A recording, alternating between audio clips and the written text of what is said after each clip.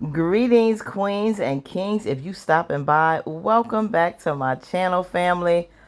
Oh my God, you guys. Okay, have a seat. Grab, glass of ginger ale, Chardonnay, Pinot Grigio, something, and we gonna have to exhale and vent on this one. You hear me? Andi had one job. One job. Keep her damn mouth shut. And she couldn't do that. Let's get into it.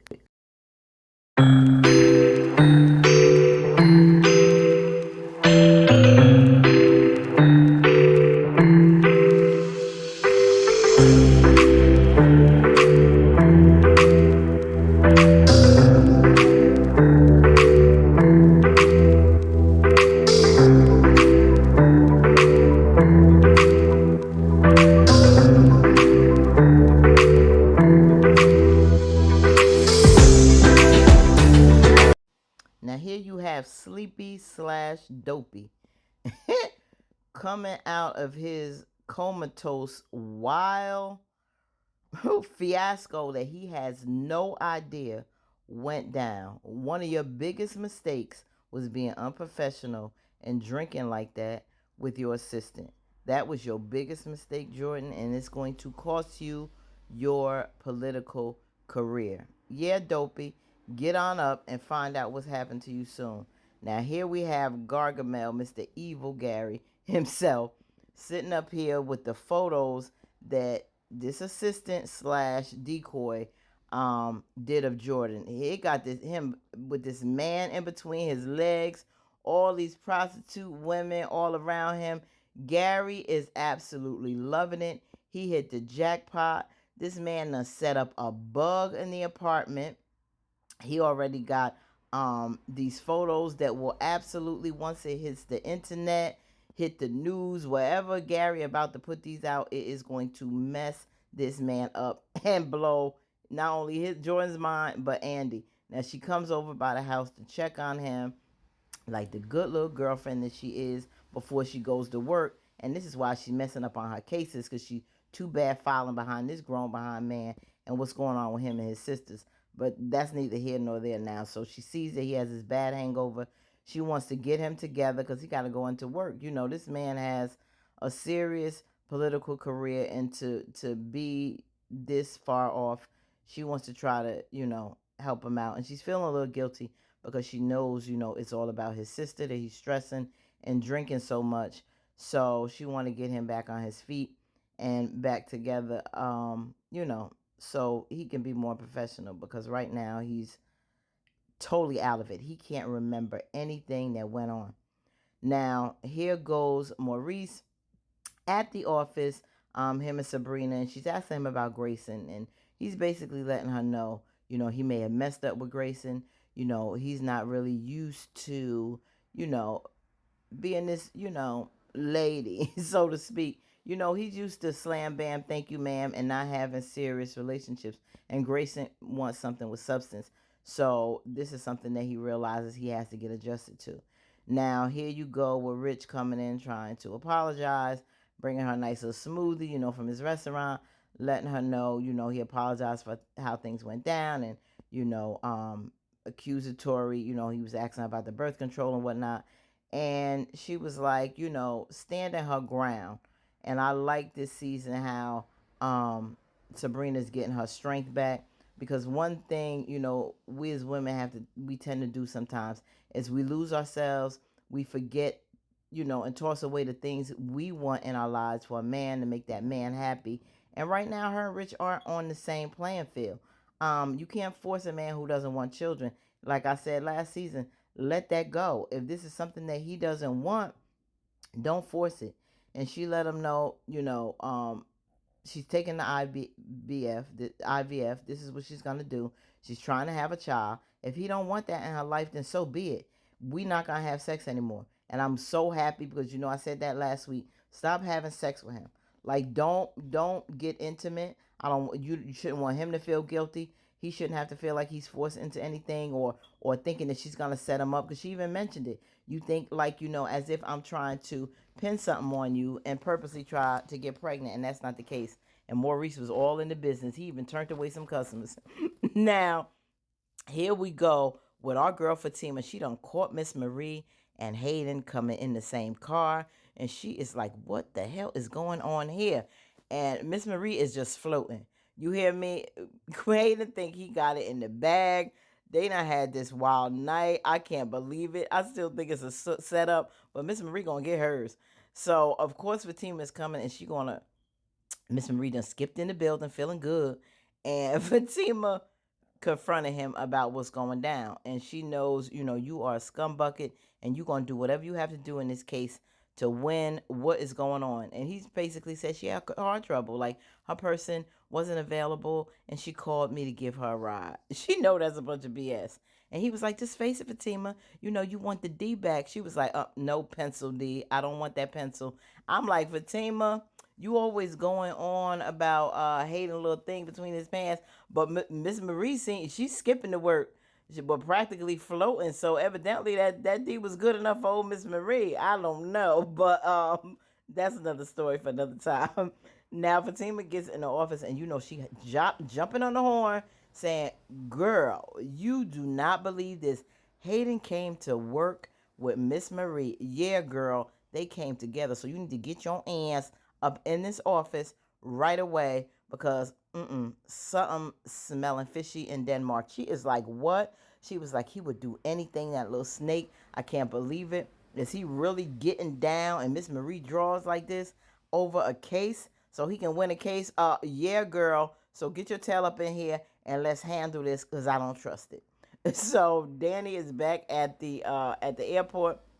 Tony is coming by her, see if everything is cool. And this is one thing I that irks me about Tony. In front of these travelers, in front of these customers, you always trying to get, a little fresh or intimate or something around work. And this is just not a good look. You supposed to be the VP. Show some professionalism around Danny. Like, don't try to cheapen her. You got all the respect in the world and you fall in line when it comes to your ex-wife. But when it comes to Danny, you act like she's some type of sex object. No, don't come at her like that, and definitely not at work. So he let her know about later. The children, they want to have a little dinner. He asked her what she said. Well, maybe I can come with you, and she said no. It's basically family time. So you know he's gonna do that later, and I guess see her afterwards. But she's not really that cool with it. She's a little uncomfortable, and she just accepted it for now. So old Mr. Assistant, Mr. Decoy comes in, has a little chat, talks with Jordan to see, probably getting his head to figure out, does he remember anything that went on?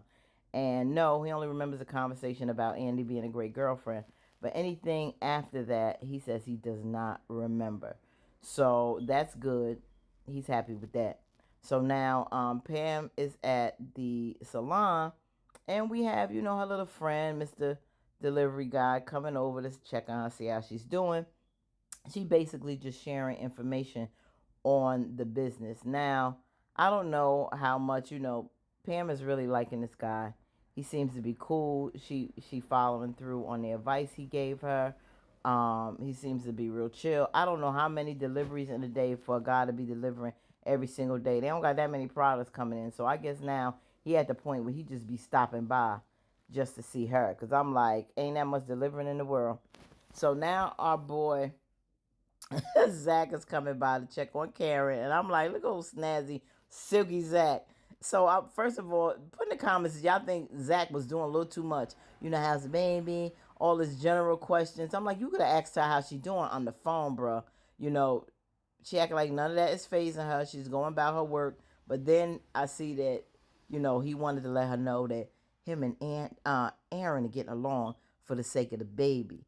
So, I just want you to know we're on our best behavior and you should be proud of us. But, side note, he's doing that because he wants her to do the same with Fatima. She was like, bruh, that ship has long sailed. I ain't being friends with your girl. So now Andi gets her butt to work real quick.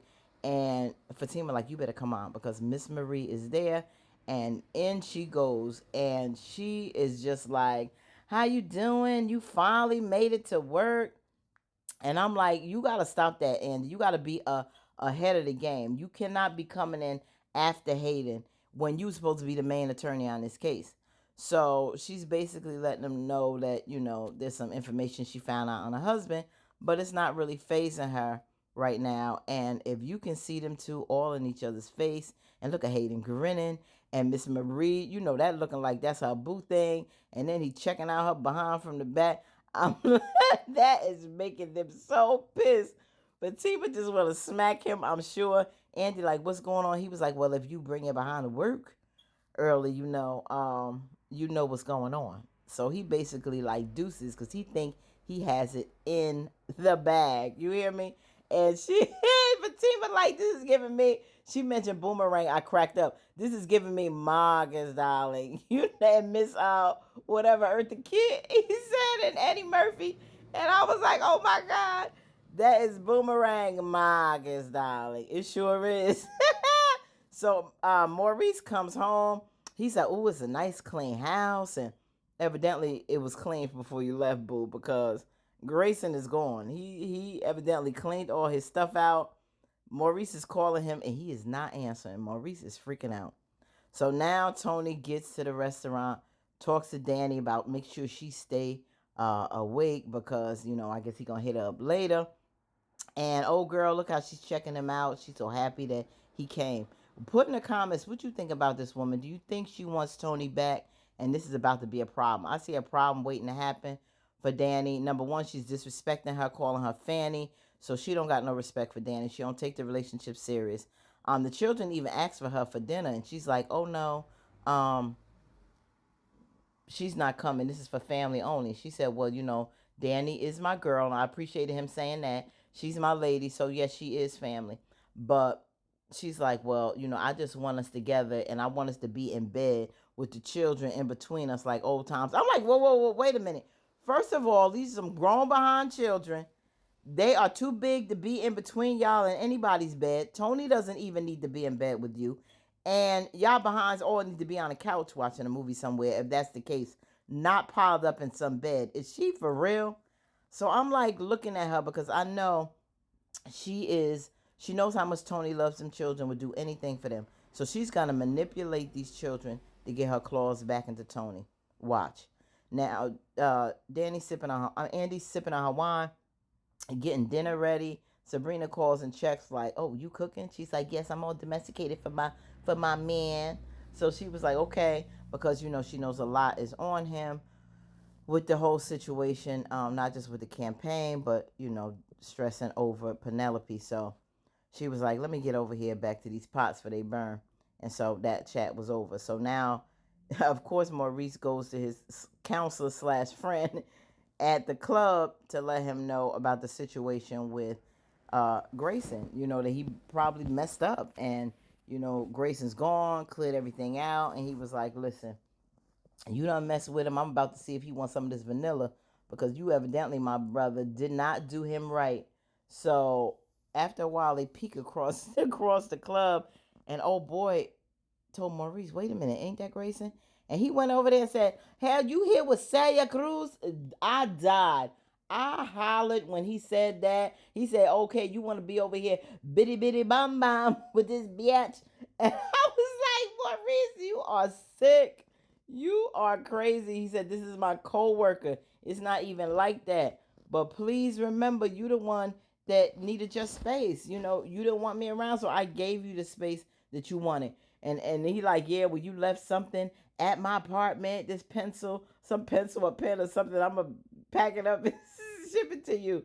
But I'm like, Maurice, come on, be serious. You need to sit down with Grayson and explain to him the trauma you've been through with Q so he has a better understanding. I don't even know if Q knows about the situation with Quincy, but they really do because I don't want him to mess up a good thing. Maurice is too much. So now Fatima's playing good stepmommy with little Michael and getting him ready for bed. And our boy Zach is basically like, "Yeah, get him for bed because it done been a couple nights. I guess he ain't getting none." And he like his butt better be the bed sleep by 4 because I got to get mine. And I've been a little uptight. They talking about it's a lot going on with the office with Hayden. He was like, "Well, being that he's been going through this, I guess not getting anything, he's a little stressed. I can come to the office and help you with that. And she was like, nah, we good. But she let him know that, he had let her know that he had a conversation with Karen, I guess to smooth things around with her, letting her know that him and Aaron are getting along. And she said good, and he wants her to do the same. She said she'll think about it. Fatima, I hope they will get it together. So now Pam is getting ready to leave work, but she gets a call about her insurance. Again, Karen in these situations with her finances, she got to get together. But she finds old boy with another girl in the alleyway and took a picture of him like this joker. So she, of course, ready to go and run to Pam to let him know, your little boyfriend is out here cheating in the alleyway with some woman. I'm like, Lord have mercy. I knew something was up with that guy. But I mean, I don't even know if they serious like that. But we'll see. Now Jordan is at the house. She let him know she made him a little chicken Alfredo or panade and chicken or something like that. That he likes is his favorite. And she said she knows he's been stressed about what's been going on, and how he's worried about his sister, and she ain't saying nothing then. She was good with keeping her mouth shut. She said, I'm gonna be there for you, and she finally told him that she loved him, which he absolutely loved. But then we got nosy, diabolical Gary out there listening because he got the place bugged. So now he may be able to see it, maybe a camera. I don't know. If, he evidently, it looks like he's not just listening, but he's looking on the video. So it must be a camera, not just a bug. Um, and then he wants to pray with her. He said, okay, we can eat, but please pray with me.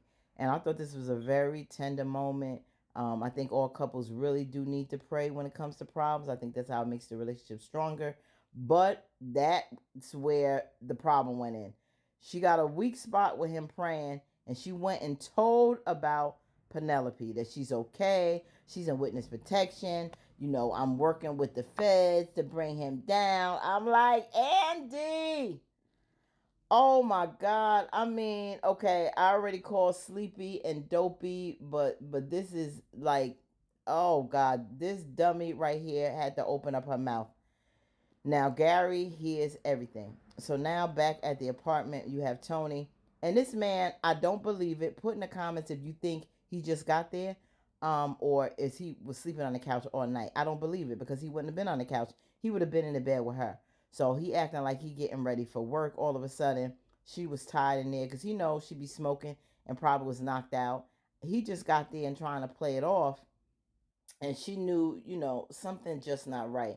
First of all, she wanted to get some before work, and Tony always with getting some before work. Now all of a sudden he didn't want to.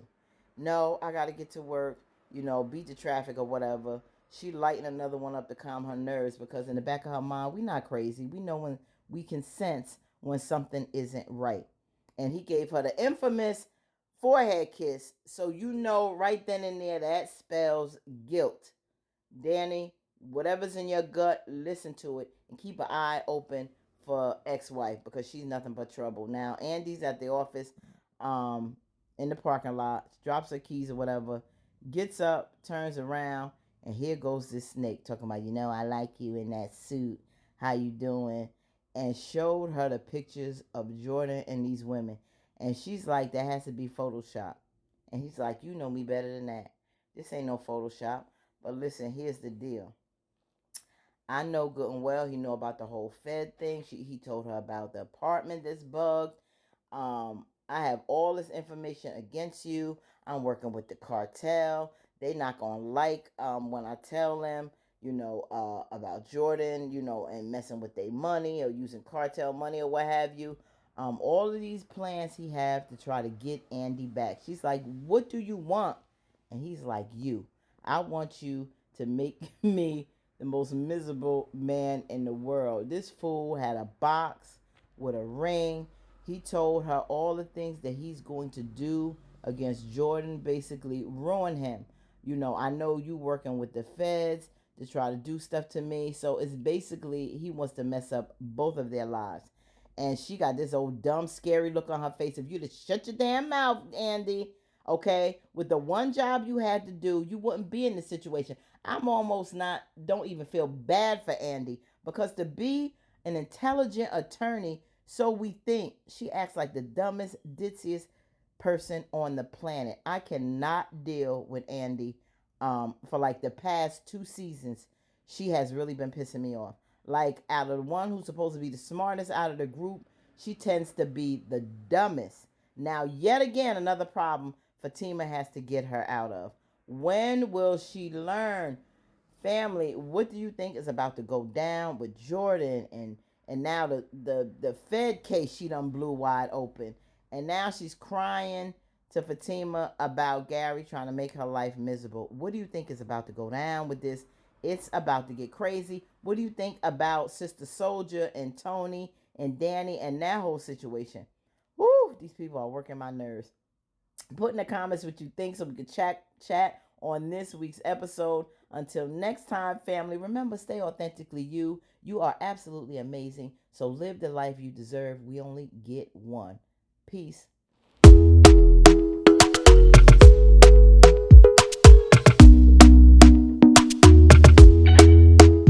Talk to me nice.